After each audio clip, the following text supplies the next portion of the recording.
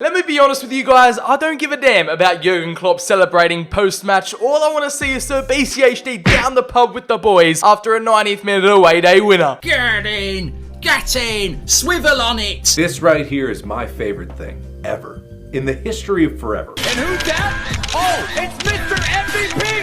Sim! FBI, open up!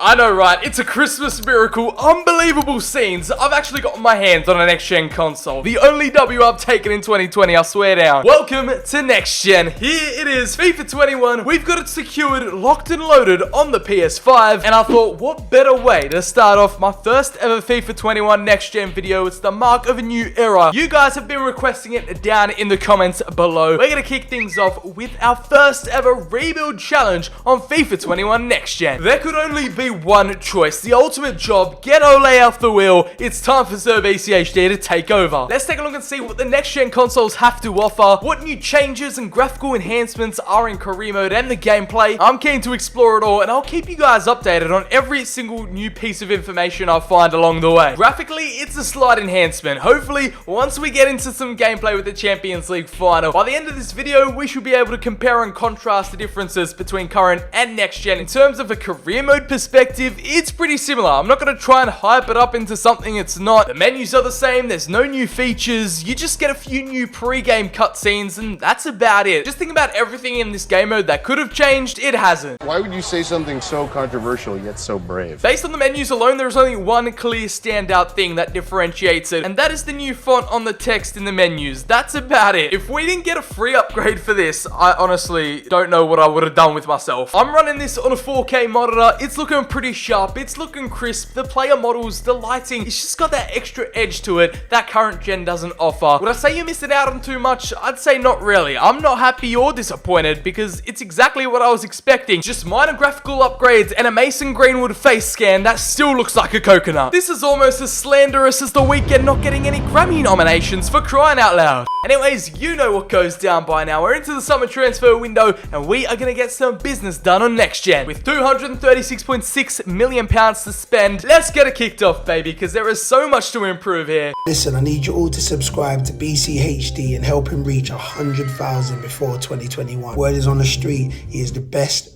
FIFA creator of all time. That's the word on the street. The B said so. Our first piece of business has arrived and Sir BCHD has identified a target. We knew that the right mid spot was a bit of a weakness, and right here we've picked up the German from Bayern Munich, Serge Gnabry. We welcome him back to the Premier League, former Arsenal youth prospect. How the tables have turned now. He's got that special something. We didn't go for Sancho. We didn't go for the obvious choice. I decided to mix things up. He loves scoring in North London and he's swapping the Bayern red for the United red. Don't get me wrong, he's still come at a premium though. We had to pay £97.2 million and including Nemanja Matic in the deal. You just knew Sir BCHD's first transfer in next gen had to be a cheeky swap deal. You love to see it because he instantaneously slots into the starting 11 and just makes the team as a whole that much better. Whilst United certainly need some quality player intake, on the flip side we need to balance the books and get rid of the old guard, trying to replenish the squad and drain the dead wood out of the club. In that case, Romero, Mata, Rojo and Lingardinho, J-Lings are on the transfer list. One of United's main problem areas this season have been the defense. The back line is a shambles at times. It's in 6s and 7s, so we had to go all out and pay upwards of £114.9 million, throwing in the Ivorian Eric Bailly for none other than Matthias de Ligt. We've made it permanent and opted for the quality over quantity transfer regime here in Season 1. Spending big early and investing in quality talents is going to get us further in the long run, and that's what we're here for. A Champions League experienced defender. Get the fridge Harry Maguire out of here. Our big brand new Flying Dutchman in the back has arrived in Manchester. You know what? I've come to the executive decision to strip Slabhead Maguire of the captaincy and award it to none other than Bruno Fernandes, the Lord and Saviour of Manchester United right now. After some prestigious signings, it was time to let someone go. He's a long-serving member of the club. He deserves his testimonial. It is the man himself, Phil Jones, Leicester for £4.6 million. The Evertonians pick him up. Carlo Ancelotti is going to slot him into his backline for some strange reason. Someone check up on our old mate Carlo. Who knows what happened? What did he have for breakfast? Why has he picked Phil Jones? This is just shocking behaviour. What are Arsenal thinking? Get a grip, Mikel Arteta. We just picked up Cavani. Why are we already receiving offers for him? Just get out of town. It's taken some hefty negotiation skills to get this one over the line. However, we have struck up a deal with Zinedine Zidane for Eder Militao. The Brazilian centre-back with security services for £30 million plus the trusty Iceman at the back, Victor Lindelof. We had to sacrifice the Swede as I know Eder Militao is just going to pay off in the long run. The Brazilian has got room to grow and develop and can form a centre-back partnership with De Ligt like no other. That could be a really solid play moving forward. Hopefully he grows over Maguire and then just takes over that centre-back spot. I know it's not a swap deals challenge, but we have to get rid of the Deadwood one way or the other. Taking a gander at our automated youth academy from the bounce, our homegrown talent William Adams is centre mid / cam with 79 to 94 potential. I'm liking the look of him so far with 5-star weak foot, 4-star skill moves. He could be easily converted into a centre attacking midfielder, could possibly be a backup, an impact sub off the bench, and it's realistic because United are well known for their youth academy. Forget the class of 92, it's the class of 2020 as he has potential to be special. All I'm going to say is William Adams, remember the name. I know it's been difficult to say goodbye to legends of yesteryear throughout this rebuild so far, but at least we can say goodbye to Jesse Lingard in stunning 4K. We've sold the 27-year-old youth academy prospect for £10 million as he takes his career to Germany, Borussia Mönchengladbach. You're the lucky ones. A life without Lingardinho at Manchester United, I don't know if that's a life worth living. The Rossoneri of AC Milan, they love their veterans and they have pursued the services of the Spaniard Juan Mata the Magician. A 32-year-old now venturing over to Milan for £12.5 million, just cleansing the team of the Deadwood so far. No disrespect, I love Juan, but it's time to go. On deadline day, that leaves us with about £40-50 million to spend in the transfer budget. Hopefully that leaves us room for one last purchase. With 1 hour left to spend on deadline day, I wanted another option in attack to come off the bench and make an impact, and he's out of left field. It is a Serie A import of Joaquin Correa. Our new number 14, £43.5 million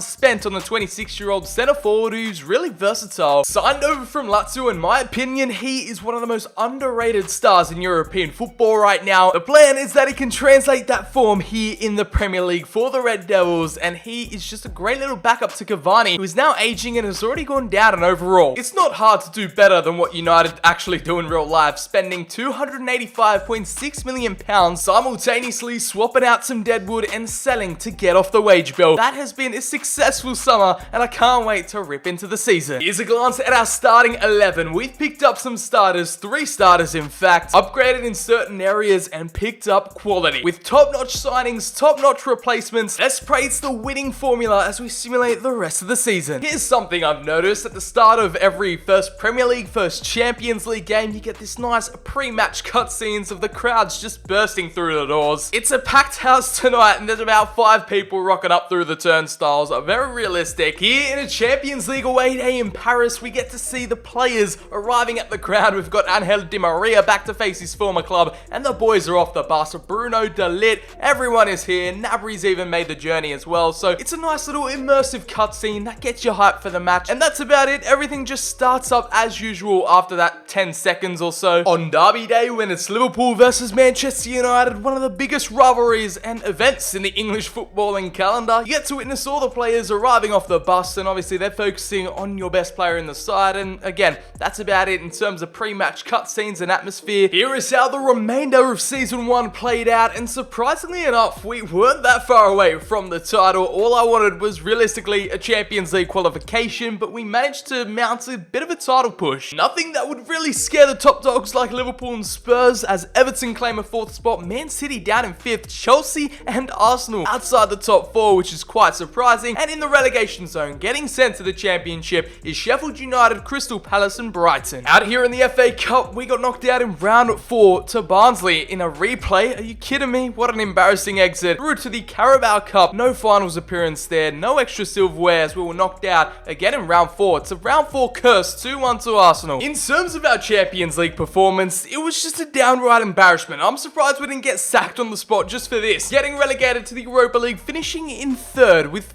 4 points. That's it. Meanwhile, in Europa, we took down Celta Vigo 4-2 in the round of 32. In the round of 16, a 6-2 aggregate victory over Leicester. A simple 4-0 comfortable victory against the Dutch outfit Feyenoord, and then losing to Napoli 6-2 in aggregate in the semis. Couldn't even make it to a Europa League final and losing out to the eventual champions. In terms of our first campaign here at Old Trafford, it's a double-edged sword. At the helm, we were 3 points away from the Premier League, but also failing in every single other competition. Meanwhile, here were the main MVPs. It's Bruno Fernandes, of course. Who else? It's our Portuguese Magnifico with 41 goal contributions in 61 appearances. Next up is Marcus Rashford. He's winning off and on the pitch with 26 goals and 8 assists. Serge Gnabry in his debut for United and his first season back in the Prem. 14 goals and 4 assists for our German, the first German, I believe, to ever play for United. Donny van de Beek, yet another summer signing with 11 goals and 3 assists. Anthony Martial at striker. I'm expecting a bit more output from the lad. The Frenchman only with 10 goals and 2 assists. Paul Pogba from midfield with 10 assists. Edinson Cavani off the bench, and you now know why I signed up Joaquim Correa, because yeah, he's gone down to an 81, a -3, and he's now 34. As much as I love the Uruguayan El Matador, it might be time to move on. Alex Telles from left back, a real-life United signing, the Brazilian with 10 goal contributions, and I know he didn't really get much of a chance this season, but Joaquim Correa has gone off a +2, now at an 83 rating, and has 2 goals to his name, so at least he's off the mark with 11 appearances. A terrible Mason Greenwood head scan reflects well on his performances, only with 2 appearances and a goal. It might be time for a new keeper in season 2, but our trusty David De Gea with an assist and 18 clean sheets this season. Bruno is officially our highest rated player and the only player to be over 90. He's one of the world's best, and trust me, Rashford, De Ligt and Gnabry are right behind him. After assessing the team, we're probably only a couple world-class signings away from winning the league, winning the Champions League, so one more summer, it couldn't come soon enough. Let's hope we spend our money wisely, and here on Next Gen, the load times are a bit faster, so we're flying through the seasons with that extra bit of brevity. Let's hope our second time out is even bigger and better. I don't know what we did to deserve this, but our transfer piggy bank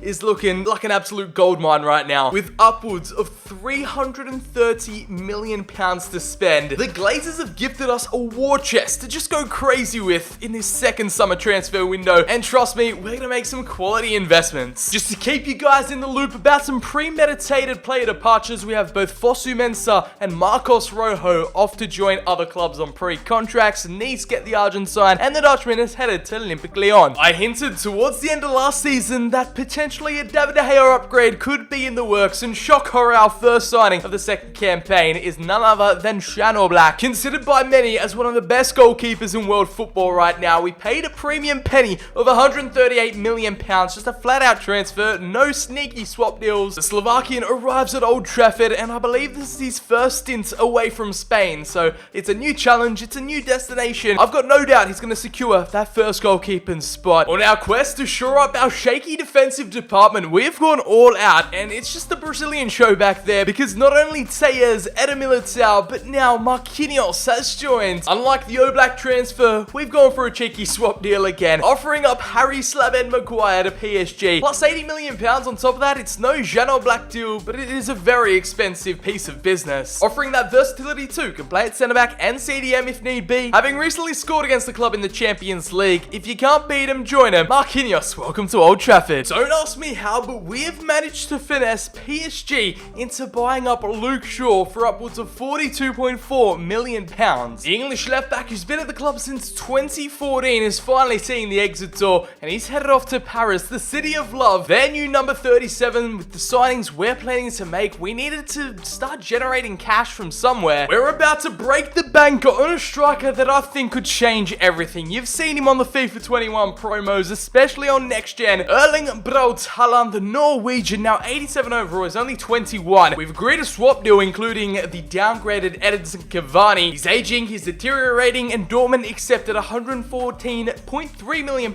It's another 9-figure transfer that we're about to accept. Luka Jovic was a backup option just in case it all fell through. I just figured we needed a physical presence in up top just in case Martial doesn't flourish and become the striker of world-class potential. I know Erling Haaland is a cut above the rest. It was heavily linked to Manchester United before he joined Dortmund, and if only he signed, Ole was at the wheel. It would have been a match made in heaven, but under Sir BCHD, mark my words, Erling Haaland will thrive. Now, we can't be spending all this ludicrous amounts of money without a few sales at the back door, and it's Andres Pereira. Just came back from his loan spell at Lazio. Now the Eagles have made it a permanent deal. He is shipped off to the Italian capital for £11.1 million. Just as a little side project in our development plans, and in order to increase our depth at the back, I've converted the Scotsman McTominay to a centre half. We're going to change his position right then and there, and it only took him 2 weeks. We've sacrificed a midfielder to gain a defender, and that is exactly why we are on the pursuit for Nicolo Zaniolo, one of the most exciting Italian prospects right now. He is still a bit injury prone, which is kind of a downside, but he will have a sporadic team role, and I'm thinking he can be a backup for Van de Beek and Pogba. We love a cheeky deal in the Italian capital. He's been auto-signed at the number 7. No one's taken it, so it's been awarded to the Italian. The transfer window keeps chugging along, and we remain active as Tahith Chong, who was such a bright and upcoming prospect maybe 3-4 years ago, kind of fallen off in the last few years, and he has made the permanent switch from United to Granada for £2.75 million. We've also managed to loan out William Adams, our youth academy prospect, to get a bit more game time at Villarreal. Now, we've just received quite the fair swap deal from Spurs, trading us Tanguy Ndombele, which is pretty much an upgrade on Fred in the midfield, plus £4.8 million for David De Gea. This could be a power play, a smart move. I know we're strengthening a fellow Premier League rival, but here goes nothing. Finally, here we are drawn into our Champions League group stage for Season 2. United's been pulled out of the hat. Let's see what kind of opposition we're facing, and in Group A, it's RB Leipzig. We came up against them last season, Marseille and Celtic. A solid little mix, but no real big threat for the first spot. If we don't qualify out the group this time around, I think I'm going to throw my PS5 out the window. We've made it official, boys. We're one click away from accepting the swap deal. Welcome Tanguy Ndombele to Manchester United. F's in the chat, boys. He doesn't get his little welcoming gift to the squad. The news just completely flat out reject that anything has gone down. Here's your look at the Frenchman. He joins his fellow countryman Paul Pogba as a backup and an upgrade on Fred the Red. Nothing too remarkable, but just a solid squad rotational player that just increases and beefs up the squad. A deal I never thought would happen in a million years, but hey, here we are. FIFA 21 career mode throws a few spanners and curveballs at ya. The aftermath of all that transfer hustle has left us with £28.9 million in the transfer budget. I'm going to do the smart thing. It's going to be wise for us to just keep a hold of some funds just in case in January we need a backup signing or an emergency deal. All up in this window, we spent £369.8 million, and on the flip side, we made a profit of £64.45 million. With our minds set and focused on Season 2 and performing, making sure we achieve our goals, here is a look at the starting 11. Haaland is going to take the starting spot over Martial at striker. Marquinhos just replaces Militao next to Matthias de Ligt, and Oblak is our main shot stopper in between the sticks. Not just our starting 11 being world class, but our substitutes bench, there's so much quality to bring on. That strike in the middle of both quality and quantity. Let's cross our fingers and hope for no second season syndrome. I'll catch you all at the end of Season 2. In January, there was no reason for any reinforcements to join us, and for good reason, because our Red Devils have not only gone out and won the league, they've become Centurions with 101 points. 7 points adrift from Liverpool and 17 away from Manchester City. Spurs round up the top 4. Finally, after all these years, United are back to being Premier League champions. All it took was Sir BCHD to be at the helm, and all was good. Now in the relegation zone, on the opposite end of the table, it is Burnley, Nottingham Forest and Cardiff, all going back down. Were there any other pieces of silverware we could have got our hands on? No, in the FA Cup, we were knocked out some way along the way to Arsenal in round 6 on penalties 5-4. The North Londoners knocking our hopes and dreams of an FA Cup glory, but no need to fear, because the Carabao Cup has been secured. At Wembley, we beat out Spurs 1-0, and it was just a routine victory. 2 English trophies down. Could we make it a treble for the first time since 1999? Here are our performances in the Champions League. Topping Group A, we've learned from our Season 1 mistakes. In the round of 16, we faced PSV, defeating the Dutch outfit 4-1 on aggregate. In the quarters, a team which United have been facing a little bit of a rivalry in the last year or so in the UCL. It's PSG 4-0. We stole their Marquinhos, we knocked them out of the quarters, and in the semis, we have booked our spot in the European Big Dance after defeating Bayern 2-0. It is Liverpool versus Manchester United, a Northwest derby in the biggest game of them all. It's the Merseyside Reds versus the Red Devils in what, I said it before in the video, I didn't want to manifest it into existence. Now for the first time in history, facing each other in a Champions League final. Sir BCHD versus Klopp, United taking on Liverpool. The this is going to go down in a history books. I'm actually so impressed by the growth and development from this squad. Marcus Rashford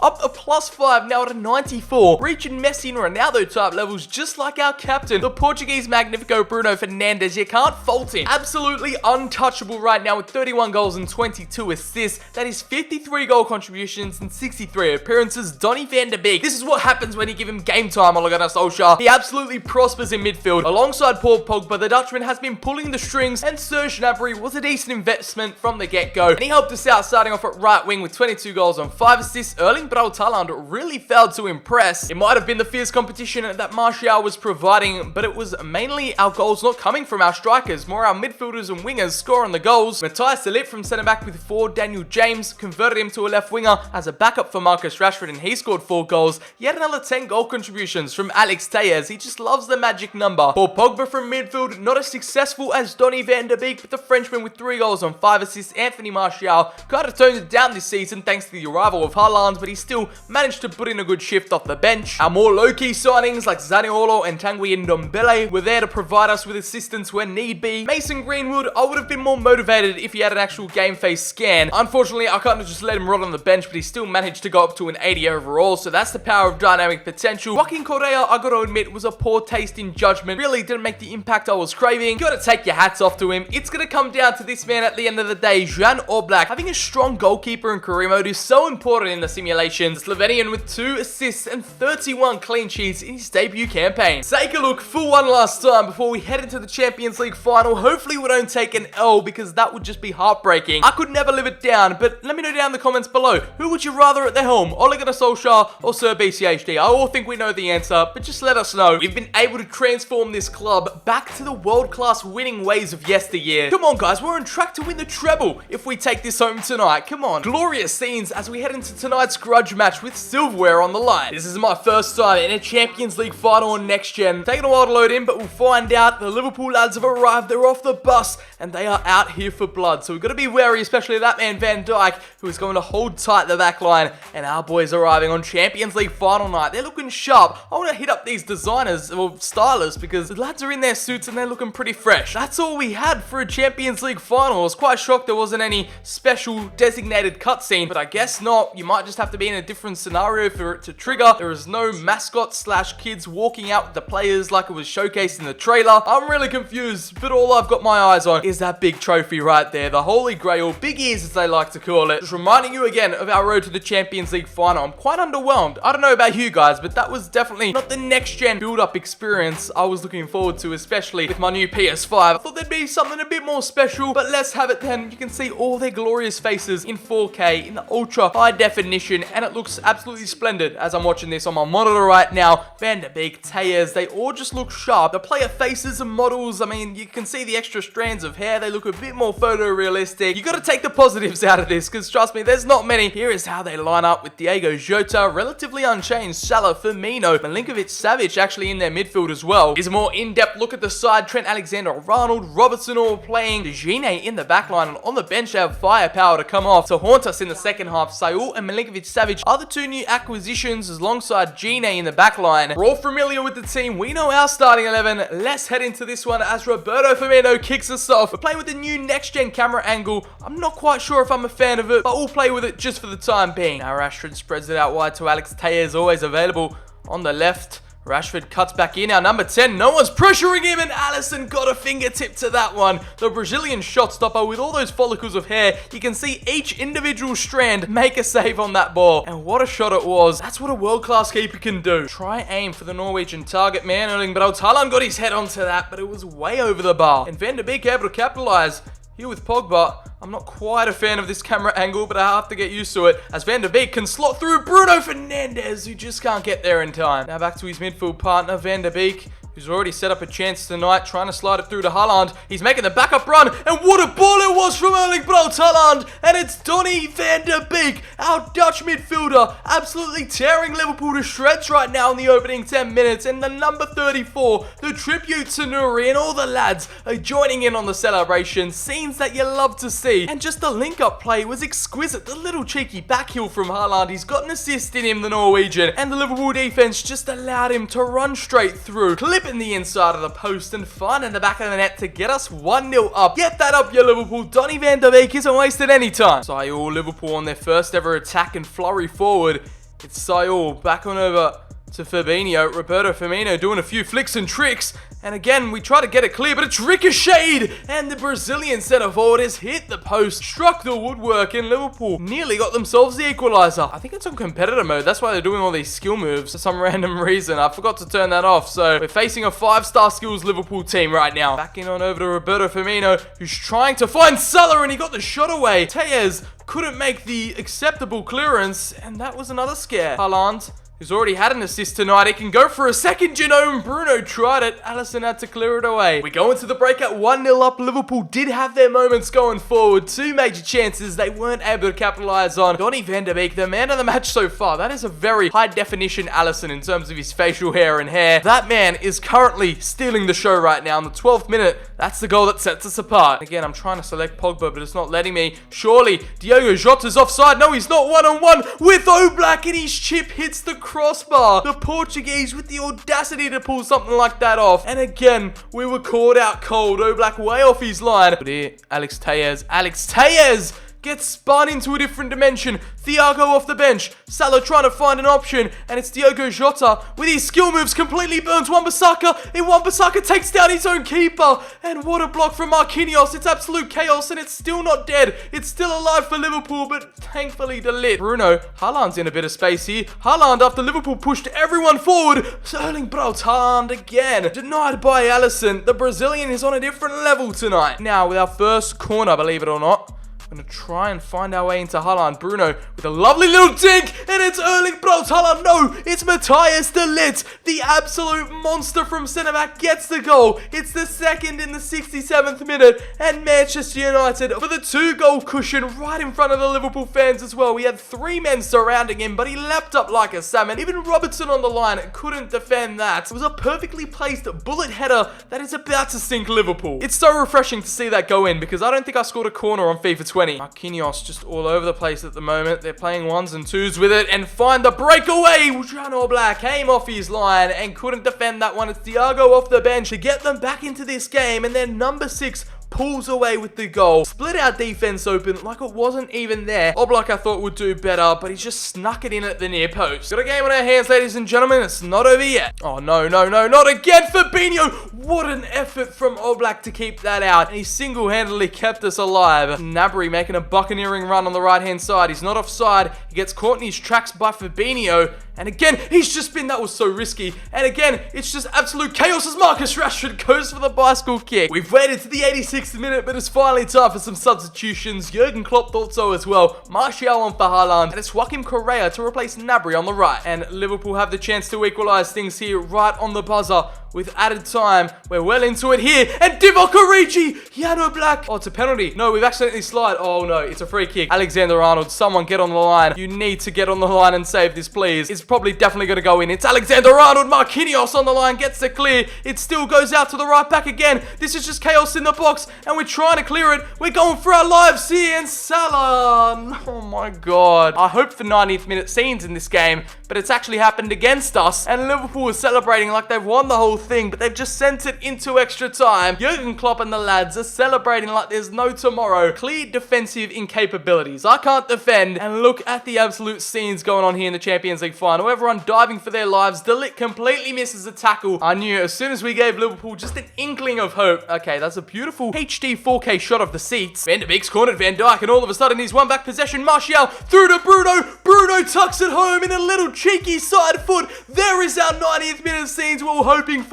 And the Portuguese Magnifico, the captain, steps up to the plate. Sir BCHD running into the celebrations. And you know that's exactly what he'd do, knowing his personality. Erling Braut Haaland, we've substituted him off, but he doesn't care. He's back amongst it. An absolute leveler. We had Van Dijk cornered. He didn't know what to do. He capitulated, and so did the Liverpool defense. And all Bruno needed to do was a little cheeky love tap. We got to applaud that assist from Martial as well. Went for the unselfish route, and the number 18, who's been quite silent throughout this match, has finally got on the score sheet, and there he is, celebrating in the limelight. All of their best attacking talents. Where have our defense gone? It is Salah, now one-on-one with Oblak, but thankfully Tellez came through. Don't you dare, Liverpool. Yes, Van der Beek. Our man of the match, clear it away. Oh my god, thank you, please. Referee, blow your whistle. Referee has ended it there, and that is that. After a heart-palpitating thriller of a Champions League final, a 5-goal showcase, that has been it. Thankfully, that man Bruno got us out of trouble in the 103rd minute, and we just managed to hold on. It was scary at times, despite us having 3 different goal scorers. Van der Beek, definitely the man of the match for me. Just an absolute gem in the midfield, controlling everything, and was just absolutely fearless throughout. I guess that has got to go down as one of my favorite rebuilds so far in FIFA 21. The scenes in the Champions League final were unrivaled, so I guess it's a great way to start off FIFA 21 next gen. Let me know down in the comments, who should we rebuild next? Did you guys enjoy? Make sure you drop it a like down below. Hit subscribe and turn on those notifications, as we're still on the hunt for 100k before the year is over. We are in December already. I know the year has just flown by, and now we have the rest of 2021 to look forward to with FIFA 21 next gen content. Again, I've been Sir BCHD. That has been United winning the Champions League in this crazy rebuild. I'll leave you with the next gen Champions League celebrations, in which haven't changed from current gen whatsoever. What did I know? I fell for fool's gold. I fell for fool's gold. What did I know? What did I know? You were fool's gold. Yes, I did.